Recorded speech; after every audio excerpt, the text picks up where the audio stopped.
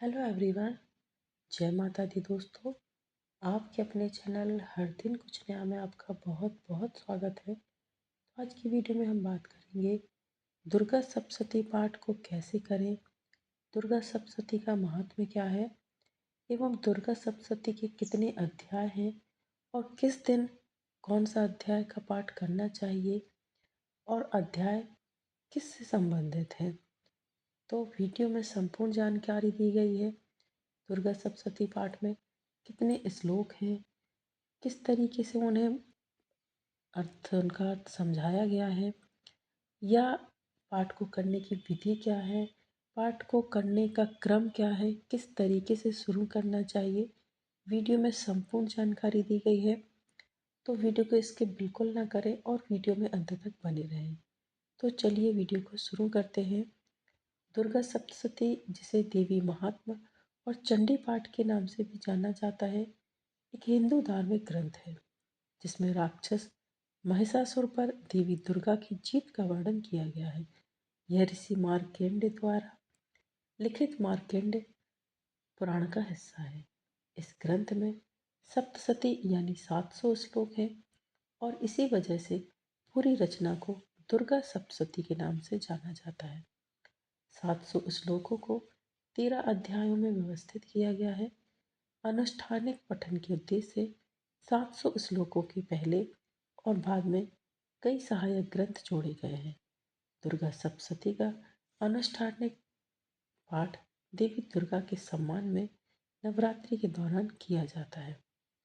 दुर्गा सप्तशती में अध्याय 1 से 13 हैं और प्रत्येक अध्याय में अलग अलग चीज़ों का वर्णन किया गया है। जैसे कि अध्याय 1 में मधु और कैटअप का वध, अध्याय 2 महिषासुर की सेनाओं का वध एवं अध्याय 3 महिषासुर का वध, अध्याय 4 देवी स्तुति, अध्याय 5 देवी की दूत से बातचीत, अध्याय 6 धूम्रलोचन का वध, अध्याय 7 चंड और मुंड का वध, अध्याय 8 रक्त बीज का वध, अध्याय 9 निशुंभ का वध, अध्याय 10 शुंभ का वध एवं अध्याय 11 नारायणी का भजन, अध्याय 12 पुण्य की स्तुति एवं अध्याय 13 सुरथ और वैश्य को वरदान प्रदान करना। तो दुर्गा सप्तशती पाठ में अध्याय 1 से 13 में इन सभी चीज़ों का वर्णन किया गया है। देवी महात्म्य में वर्णन है कि देवी अपने द्वारा किए जाने वाले कार्यों के अनुसार अनेक रूप धारण करती है, कभी मधुर और कोमल तो कभी भयानक और भयावह। देवी वह भ्रामक शक्ति है जो मनुष्य को संसार के निरंतर घूमते हुए चक्र में बांधती है। वह सबसे बुद्धिमान मनुष्यों को भी भ्रमित कर देती है, फिर भी वह उन भक्तों को मुक्ति प्रदान करती है जो उन्हें प्रसन्न करते हैं। अपनी दिव्य लीला की निरंतरता के लिए उन्होंने अविद्या माया के रूप में हमसे सत्य को छिपाया है और हमें संसार से बांध दिया है। जब उन्हें सच्ची भक्ति और आत्मसमर्पण के अभ्यास के माध्यम से प्रसन्न किया जाता है तो वह विद्या माया के रूप में पर्दा हटा देती है और हमें सत्य का अनुभव करने में सक्षम बनाती है। सप्तशती में उन्हें महाविद्या, महामाया, महामेधा, महास्मृति, महामोह, महादेवी और माहेश्वरी कहा गया है। वे परब्रह्मा महिषी हैं जो समस्त अस्तित्व की रानी और अधिपति है। उनकी करुणा साधक में आकांक्षा, साधक में साधना, सिद्ध में सिद्धि का रूप ले लेती है। वह विचार, इच्छा, भावना, समझ, क्रिया, नाम और रूप के पीछे का सत्य है। इसमें कहा गया है, विद्या समस्त स्तव देवी भेद है, स्त्री समस्त है सकला जगत्सु। तो एक आय पूरी टाम ये तक काव्य स्तुति स्तव्या पारा परोक्ति। इसका अर्थ है कि माँ सभी कलाएं और विज्ञान है, ज्ञान की सभी शाखाएं आपकी ही अभिव्यक्तियां हैं, दुनिया की सभी स्त्रियां आपकी ही अभिव्यक्तियां हैं, आप ही पूरी सृष्टि में व्याप्त हैं। माँ के रूप में अनंत की अवधारणा निरर्थक नहीं है। ऋग्वेद इस तथ्य का प्रमाण है कि प्राचीन काल में भी यह विश्वास था कि सर्वोच्च शासक सर्वदयालु माँ ही है। देवी दुर्गा या श्री के रूप में देवत्व की अवधारणा केवल एक सिद्धांत नहीं है, बल्कि जीवन का एक व्यावहारिक तरीका है। माँ वह व्यक्तित्व है जो मानव हृदय को सबसे अधिक आकर्षित करता है, जबकि पिता को एक कठोर कार्यपालक के रूप में माना जाता है। यहाँ तक कि एक सूक्ष्म दार्शनिक भी शक्ति की अवधारणा से दूर नहीं रह सकता, क्योंकि वह अनिवार्य रूप से शक्ति का अवतार है और शक्ति के प्रति प्रेम रखता है। उच्चतम बुद्धि और सबसे अधिक चिंतनशील तत्व मीमांसा केवल ज्ञान शक्ति की अभिव्यक्ति है और शक्तिवाद की सीमा से बाहर नहीं है। और अब हम बात करेंगे दुर्गा सप्तशती पाठ की विधि क्या है। तो प्रातःकाल स्नान आदि से निवृत्त होकर अपनी दैनिक पूजा या अन्य अनुष्ठानों से निवृत्त होकर उत्तर या पूर्व दिशा की ओर मुख करके आसन पर बैठना चाहिए तथा एकाग्रता और भक्ति की स्थिति उत्पन्न करने का प्रयास करना चाहिए। पाठ सबसे ज़्यादा प्रभावशाली तब होता है जब इसे दृढ़ विश्वास, भक्ति और सही उच्चारण के साथ किया जाता है। पढ़ते समय व्यक्ति को बात करने, सोने, छींकने, जम्हाई लेने या थूकने से बचना चाहिए, बल्कि देवी के उस रूप पर पूरी एकाग्रता के साथ पढ़ना चाहिए जो उसे पसंद हो। किसी अध्याय के बीच में रुकना नहीं चाहिए। पुस्तक को ऐसे जमीन पर स्पर्श करा कर नहीं रखना चाहिए। आप इसे किसी चौकी पर लाल कपड़ा बिछाकर उसके ऊपर ही रखें। प्रत्येक अध्याय के आरंभ और अंत में घंटियां बजाई जा सकती हैं। पाठ शुरू करने से पहले उस उद्देश्य की पुष्टि करें जिसके लिए आप पाठ को कर रहे हैं। संकल्प लें, संकल्प करें और देवी की पूजा करें। फिर इसके बाद नवरात्रि दुर्गा सप्तशती के पाठ के लिए एक आदर्श अवधि है।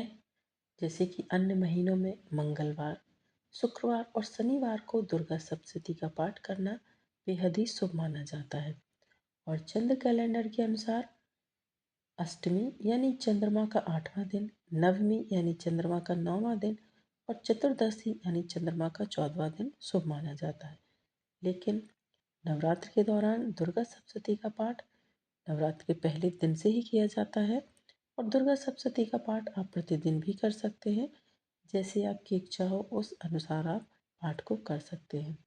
प्रथम दिन पहला अध्याय करना चाहिए, दूसरे दिन दूसरा और तीसरा अध्याय करना चाहिए, तीसरे दिन चौथा अध्याय एवं चौथे दिन पांचवा, छठवां, सातवां और आठवां अध्याय करना चाहिए एवं पांचवें दिन नौवां और 10वां अध्याय और छठवें दिन 11वां अध्याय करना चाहिए। सातवें दिन 12वां और 13वां अध्याय कर लेना चाहिए। यह एक पारंपरिक नियम है। ऐसा माना जाता है कि सप्तशती का पाठ जो भी संकल्प लेकर किया जाता है वह पूरा होता है। और अब कुछ और पाठ की बात करते हैं। पाठ को निम्न क्रम में करना चाहिए, जैसे कि देवी सूक्तम, देवी कवचम, अर्गला श्रोतम, कीलकम, रात्रि सूक्तम, देवी महत्व एवं क्षमा प्रार्थना।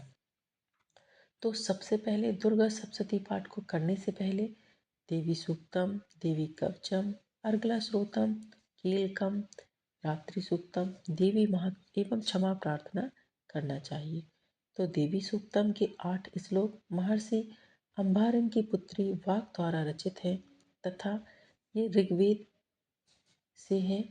ये श्लोक वाक द्वारा अनुभव किए गए सत्य को व्यक्त करते हैं, जो स्वयं को ब्रह्मा शक्ति के रूप में पहचानती है तथा स्वयं को 11 रुद्रों, 8 वसुओं, 12 आदित्यों तथा सभी देवों के रूप में व्यक्त करती है, जो उनके द्वारा पोषित है तथा वे संपूर्ण विश्व का स्रोत, आधार तथा आधार है। फिर बात करते हैं देवी कवचम की।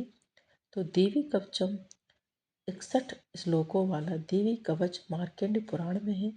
यह कवच पाठक को शरीर के सभी अंगों, सभी स्थानों और सभी कठिनाइयों में सुरक्षा प्रदान करता है। शरीर के हर अंग का उल्लेख किया गया है और देवी की अलग अलग रूपों में पूजा की गई है। फिर बात करते हैं अर्गला श्रोतम की। यहाँ ऋषि मार्कंडेय अपने शिष्यों को देवी की महानता के बारे में 27 प्रेरक दोहों में बताते हैं। उन्हें सभी रूपों और नामों में वर्णित किया गया है। और प्रत्येक श्लोक के अंत में देवी से भौतिक समृद्धि, शारीरिक स्वास्थ्य, प्रसिद्धि और विजय के लिए प्रार्थना की गई है। फिर बात करते हैं कीलकम की। यहाँ भी ऋषि मार्कंडेय अपने शिष्यों को 16 श्लोकों में देवी महात्म्य पढ़ते हुए भक्तों के सामने आने वाली बाधाओं को दूर करने के तरीके और साधन बताते हैं। कीलकम पढ़ने से देवी का आशीर्वाद, आध्यात्मिक सद्भाव, मन की शांति और सभी कार्यों में सफलता प्राप्त होती है। फिर है रात्रि सूक्तम। रात्रि सूक्तम यहाँ 8 श्लोक ऋग्वेद से लिए गए हैं। देवी को ओमकार में प्रकट होने वाली ब्रह्मांड की सर्वव्यापी सर्वोच्च देवी के रूप में वर्णित किया गया है। रात्रि का अर्थ है वह जो हमारी प्रार्थनाएं स्वीकार करती हैं। फिर बात करते हैं देवी महात्म्य की। तो देवी महात्म्य को 3 भागों में विभाजित किया गया। प्रथम, मध्य एवं अंतिम। प्रथम भाग में महाकाली की महिमा का वर्णन है। दूसरे, तीसरे और चौथे अध्याय में महालक्ष्मी की महिमा का वर्णन है तथा 5वें से 13वें तक के अंतिम 9 अध्यायों में महासरस्वती की महिमा का वर्णन है। अंत में क्षमा प्रार्थना की जाती है।